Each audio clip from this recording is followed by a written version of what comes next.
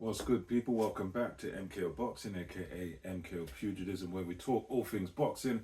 Remember to like, subscribe on YouTube, follow on TikTok. If you're on YouTube, put the bell notification on all. Anyway, let's get into this one. A few days ago, we had some midweek boxing between Nyika and Jai Opetia, of course, cruiserweight world champion, Ring Magazine champion, and all that. And this was a big step up for Nikia. He's had not too many fights. He's still building up, still in the prospect stage.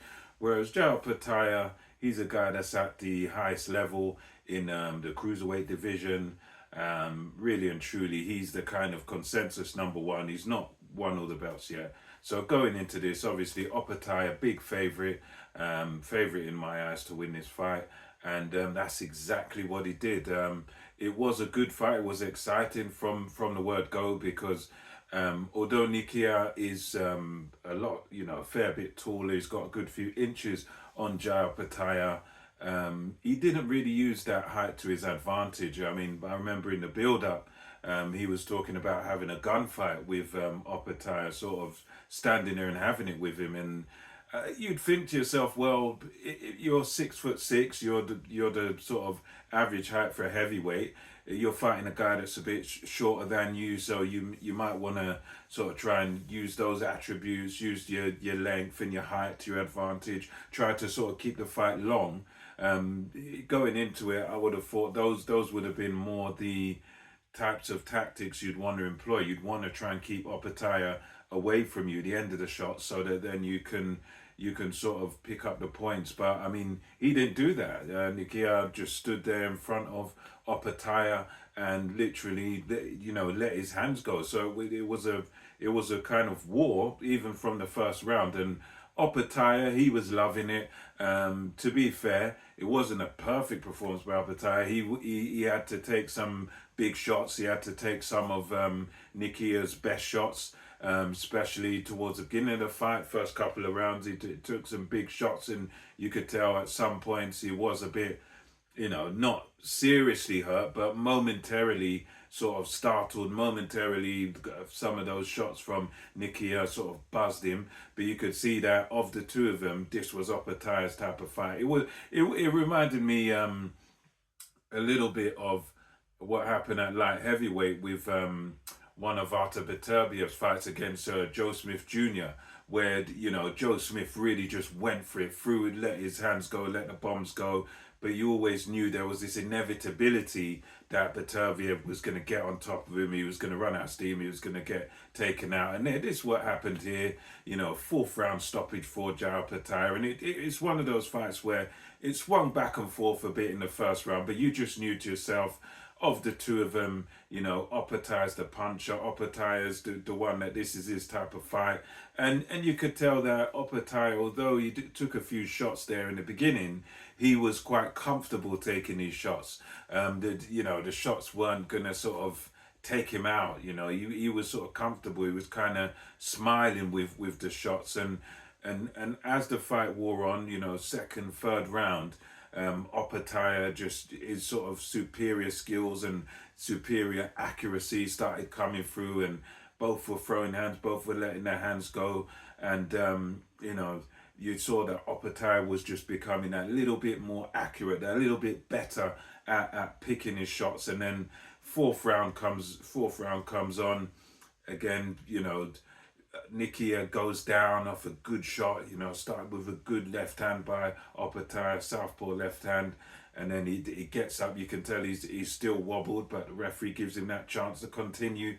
Up he gets, and then again, Opetia, brilliant finisher that he is, goes on and just bombs Nikia out of there. Good left hand starts the attack and then puts him down, and the poor guy, Nikia was just basically lying there motionless. It was one of those sort of knockouts that's like a sickening knockout, because you just see the guy there just limp on the ground, motionless, just like completely. That's one of them where they call it you've gone to sleep, and literally that's what it was. Such a monstrous shot by Jai Opetia. and he just once again proved his dominance. He showed there's levels to this game. Going in, I suppose people might say, well, this was a bit short notice for Nyika, but at the end of the day, look, he took the fight, and here we go. And as far as what's next, I want to see Opetia against the guy that he called out, from Golden Boy. Yeah, the other cruiserweight. That's what I want to see next for him against that Ramirez.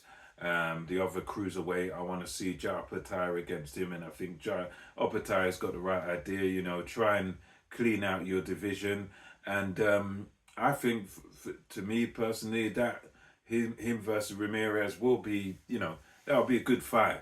It won't be nowhere near as easy as this one, but I think just based on Opetia's sort of resume, who he's beaten, that victory, those two victories over Maris Bradis are just, they're just impeccable. They just stand out. And I think a guy like Bradis in his prime, aside from, let's say, Alexander Usyk, who was in the division, moved up, and he's dominated at heavyweight now. But aside from him, you got to say that Bradis was the best, in these recent years at cruiserweight.